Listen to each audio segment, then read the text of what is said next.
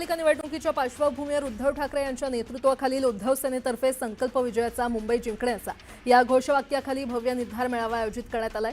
हा मेळावा सोमवारी 27 ऑक्टोबरला संध्याकाळी NSCI डोम वरळी इथे आयोजित करण्यात आलेला आहे। राष्ट्रीय स्वयंसेवक संघ ही व्यक्तीला राष्ट्रप्रेमाकडे राष्ट्र निर्माणाकडे घेऊन जाणारी या देशातली प्रमुख संस्था आहे। राष्ट्रीय स्वयंसेवक संघावर बंदी घाला म्हणणारे लोक मूर्ख राष्ट्रद्रोही आहेत अशी खोचक टीका महसूल मंत्री चंद्रशेखर बावनकुळे यांनी केली आहे। निवडणूक आयोगाने मतदार याद्या पडताळणीची मोहीम आता देशभरात राबवण्याचे आदेश दिलेत। मुख्य निवडणूक आयुक्तांनी सर्व राज्यांच्या मुख्य निवडणूक आयुक्तांना SIRची तयारी जलद करण्याचे निर्देश दिले। मुख्यमंत्री देवेंद्र फडणवीस यांनी बहिणीसोबत भाऊबीज साजरी केली। लाडक्या बहिणींनी औक्षण करून देवेंद्र फडणवीसांना ओवाळलं। ऐन दिवाळीत सोलापूरला मुसळधार पावसाने झोडपून काढले। अचानक आलेल्या पावसाने सोलापूरकरांची चांगलीच तारांबळ उडाली। शहराच्या विविध भागात तासभर मुसळधार पाऊस झाला। संपूर्ण दिवाळी सणामध्ये बदलापूरमध्ये सातत्याने विद्युत पुरवठा खंडित होण्याचा प्रकार घडला आणि यामुळे बदलापूरकरांनी संताप व्यक्त केला। सांगलीच्या कवलापूर इथे शिवप्रेमींकडून भव्य असा किल्ला साकारण्यात आलाय। छत्रपती शिवाजी महाराजांच्या विजयदुर्ग किल्ल्याची हुबेहूब प्रतिकृती स्वराज्य दुर्गनाथ प्रतिष्ठानकडून साकारण्यात आली आहे।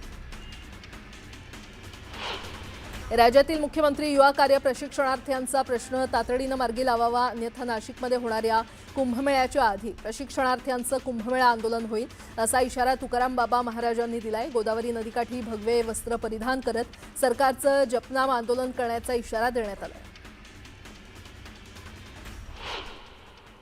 आता एक मोठी बातमी। आगामी नगरपालिका निवडणुकीच्या अनुषंगाने पक्षात कोणी बंडखोरी केल्यास त्याचा फटका पक्षाला बसतो। एक चुकीचं बटन दाबल्यास देवेंद्र फडणवीस सरकार आणि केंद्र सरकारच्या योजनांचा बट्ट्याबोळ होईल। त्यामुळे चुकीचं बटन दाबून भंडाऱ्याचा सत्यानाश करू नका। आता भंडाऱ्यातील सर्व मोबाईल आणि व्हॉट्सअप ग्रुप सर्व्हेलन्सवर टाकले असून सर्वांवर बारीक करडी नजर राहणार आहे असा थेट इशारा बावनकुळे यांनी कार्यकर्त्यांना दिलाय।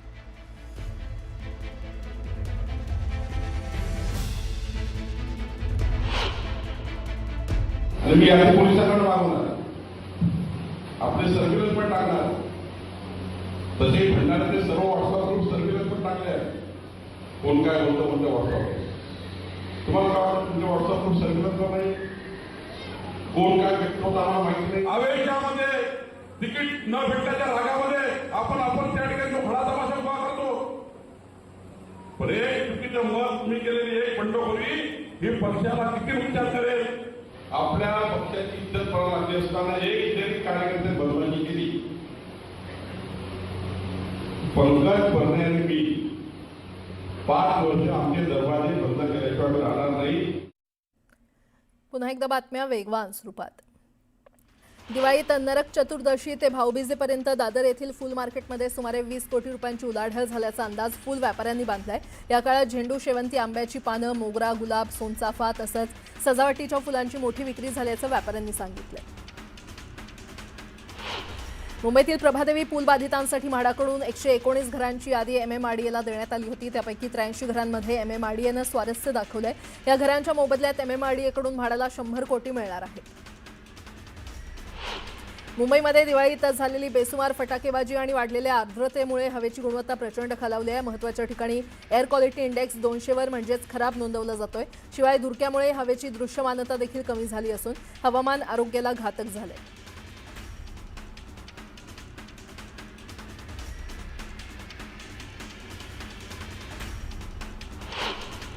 देशात 2024 मध्ये झालेल्या सर्व पेमेंट व्यवहारांपैकी संख्येनुसार 99.7% आणि रकमेच्या दृष्टीने 97.5% व्यवहार डिजिटल माध्यमातून झाले असं RBIने जाहीर केलेल्या अहवालात म्हटलंय।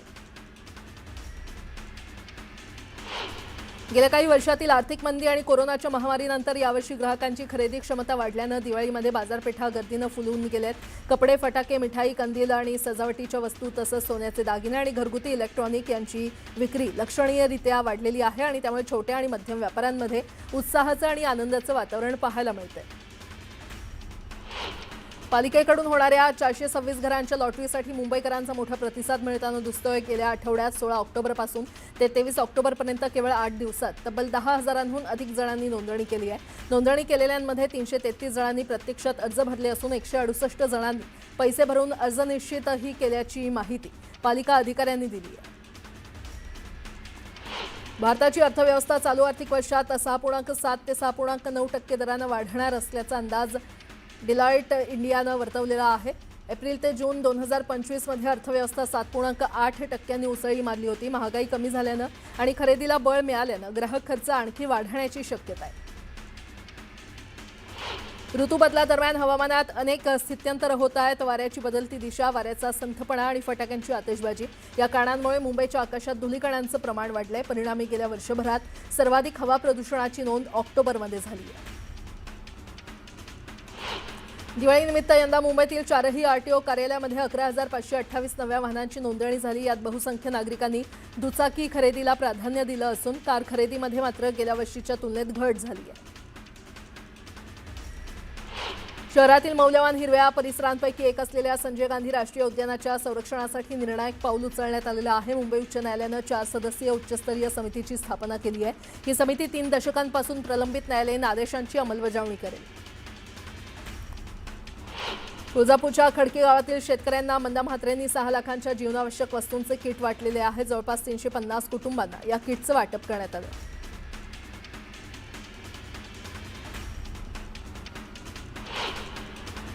आता एक मोठी बातमी। सोलापूर जिल्ह्यातील 4 माजी आमदार राष्ट्रवादी काँग्रेसला रामराम ठोकून भारतीय जनता पक्षात प्रवेश करणार असल्याची जोरदार चर्चा सुरू आहे आणि या संदर्भात देवेंद्र फडणवीसांसोबत त्यांची बैठक झाल्याची माहिती माजी आमदार यशवंत माने यांनी दिली आहे। त्याचबरोबर फडणवीसांसोबत चर्चा झाल्यानंतर प्रवेश होणार अशी माहिती देखील माने यांनी दिलेली आहे।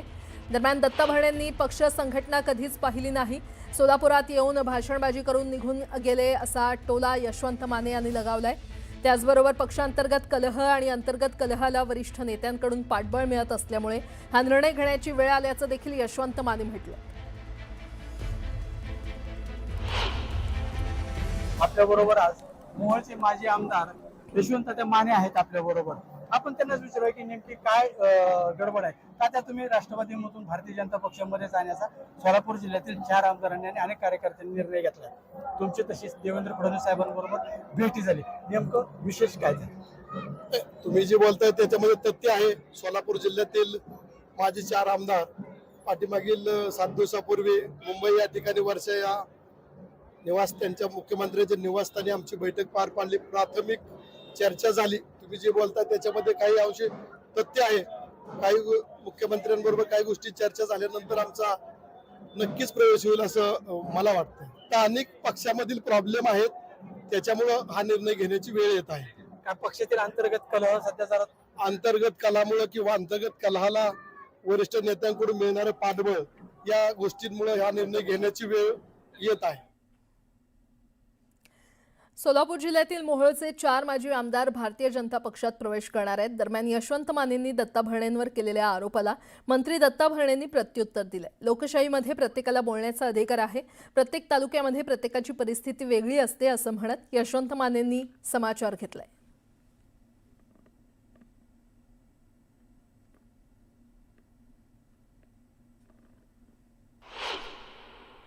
काय संबोधन झालं आणि मी काय सोलापूर जिल्ह्यासाठी आलेलो नाही। आज बाबीर बोवाच्या ज्या इथं आपण देवळामध्ये दर्शन यात्रेनिमित्त आलोय, ते यात्रेसाठी या लोकांसाठी हे जे आज आपण यात्रा देवस्थान हे बघताय, आज आपण हा सभामंडप बघतोय इथं माझ्यासारख्या कार्यकर्त्यांना इथं फुलाची पाकळी देण्याचा वाटा केलेला आहे।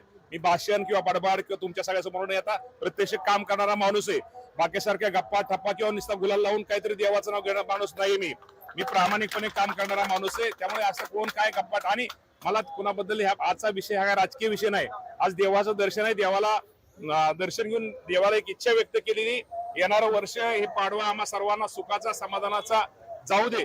त्यामुळे मला कोण कुठं गेला काय माहिती नाही, कोण कुठेही गेलेलं माहिती नाही। शेवटी त्या राजकारणाच्या टायमाला राजकारण असतं आणि ठीक आहे, लोकशाहीमध्ये सगळ्याला अधिकार आहे। प्रत्येक तालुक्यामध्ये प्रत्येकाची परिस्थिती वेगळी असते। एखादा आमदार वेगळा असला तर मग माणूस दुसऱ्या माणसाला काहीतरी वेगळ्या प्रकारचं पाऊल घ्यावं लागतं। त्यामुळे कदाचित काय त्या बाबतीत मी काय बोलत नाही जास्त। नाही, खरं तर आता यशवंत माने माजी आमदार यशवंत माने असं म्हणाले की काही राजकीय म्हणजे पक्षांतर्गत जे कलह आहेत त्याच्यामुळे पण हे होऊ शकतं. तुम्हाला जाणवलं तसं ते? 100% त्या त्या तालुक्यातली परिस्थिती वेगळी असेल, त्या त्या तालुक्यामधलं तुम्हाला सगळ्याला माहिती आहे की कदाचित राजकारण वेगळं असेल, त्यामुळे मी त्याबद्दल त्या खोलामध्ये जास्त काही जात नाही. पण स्वातंत्र्यामध्ये प्रत्येकाला वैयक्तिक स्वातंत्र्य घ्यायचा अधिकार आहे. तुम्हाला कुणावरती टीका टिप्पणी करायची नाही. गेलं तरी आपण विनंती करणं काम आहे. त्यामुळं त्या बाबतीमध्ये मी आज दर्शन बाबीरबुवाचं घ्यायला आलोय. बाबीरबुवाचं दर्शन घेतल्यानंतर आम्हाला आमचं वर्ष एक आनंदाचं जातं आणि ज्या बाबीरबुवाच्या दर्शनामुळे आश्रम मी माझ्यासारखा कार्यकर्ता आमदार मंत्री म्हणून काम करतोय, त्यामुळे ते दर्शनाने तिथं हे तास तुम्ही सगळे दाखवा जरा लोकांना ते सभा मंडप वगैरे.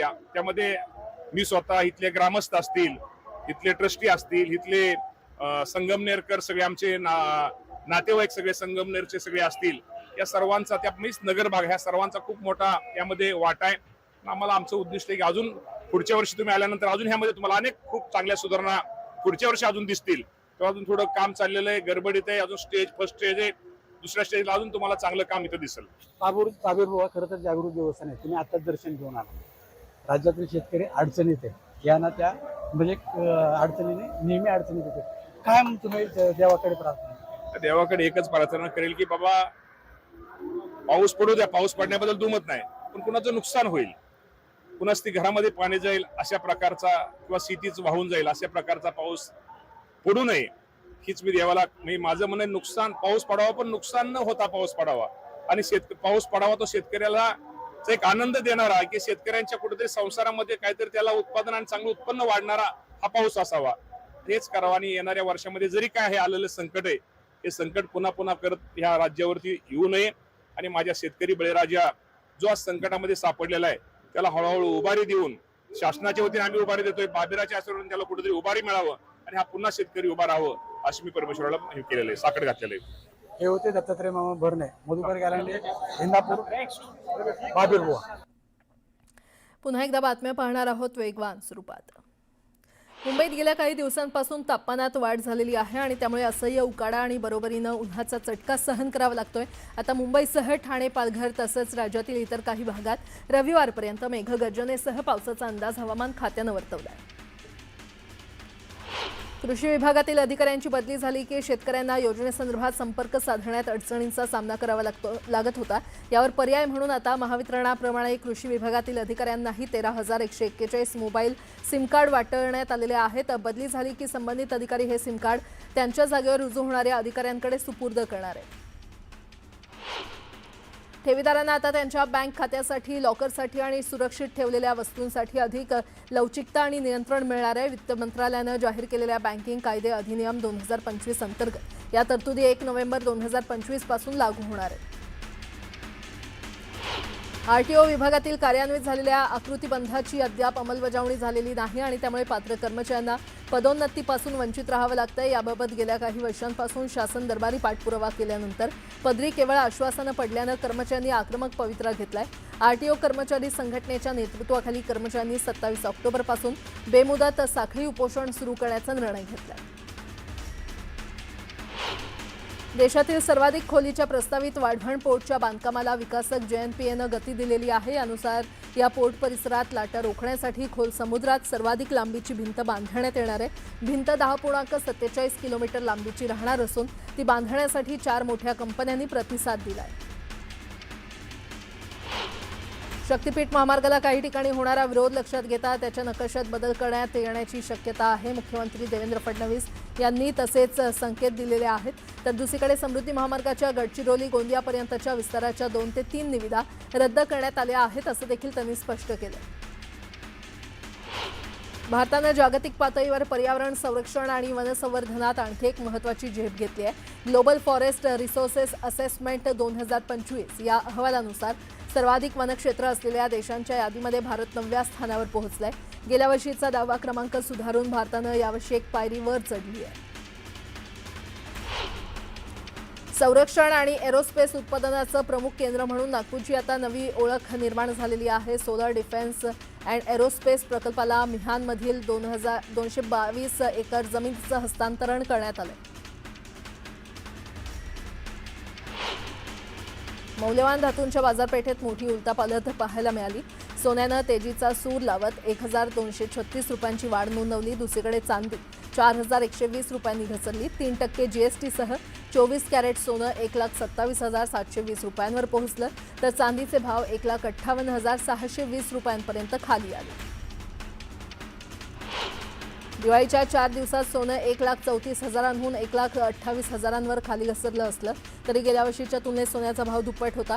त्यामुळे सोन्याच्या बाजारात खरेदी विक्रीचा उत्साह तुलनेनं कमी होता. मात्र तरी देखील दिवाळीच्या 4 दिवसात महामुंबई सोन्याच्या बाजारपेठेत सुमारे 3,500 कोटींच्या खरेदी विक्रीची उलाढाल झाल्यानं सोने व्यापाऱ्यांनी सांगितलेलं आहे. यावर्षी दागिन्यांपेक्षा नाणीच जास्त विकत घेतल्याचं समोर आलंय. मध्य रेल्वेकडून कर्जत यार्ड पुनर्रचनेसाठी पोस्ट नॉन इंटरलॉकिंग कामासाठी 24 ऑक्टोबर ते 1 नोव्हेंबर या कालावधीमध्ये विशेष वाहतूक आणि पॉवर ब्लॉक घेण्यात येणार आहे. 24 ऑक्टोबर आणि 27 ते 31 ऑक्टोबर दरम्यान दररोज सकाळी 11:20 पासून दुपारी 1:20 पर्यंत ब्लॉक असल्यानं कर्जत खोपोली लोकल सेवा बंद असेल. दिवाळी आणि छठ पूजेसाठी येणाऱ्या नागरिकांची विविध मार्गावर वाढलेली प्रचंड गर्दी लक्षात घेत मध्य रेल्वेनं विविध विभागात वेगवेगळ्या मार्गावर स्पेशल ट्रेन चालवण्याचा निर्णय घेतलाय. या पार्श्वभूमीवर नागपूर ते मुंबई आणि पुणे ते हडपसर ते नागपूर स्पेशल ट्रेन धावणार आहेत. सध्या 6 पदरी असलेला मुंबई पुणे द्रुतगती मार्ग आता 8 ऐवजी 10 पदरी करण्यात येणार आहे. महाराष्ट्र राज्य रस्ते विकास महामंडळानं याबाबत निर्णय घेतला असून यासंबंधीचा सविस्तर प्रस्ताव तयार करण्यात येतोय. येत्या 10 दिवसात हा प्रस्ताव राज्य सरकारकडे मंजुरीसाठी पाठवण्यात येणार आहे.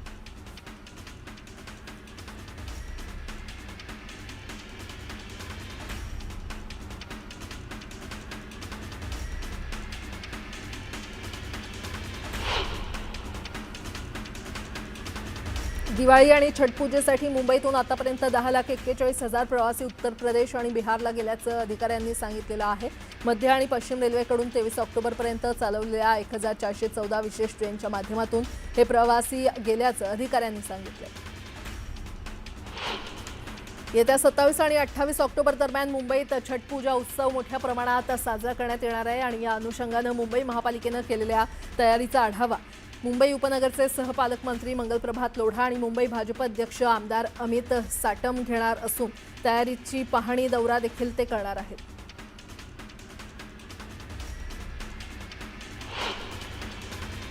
सविस्तर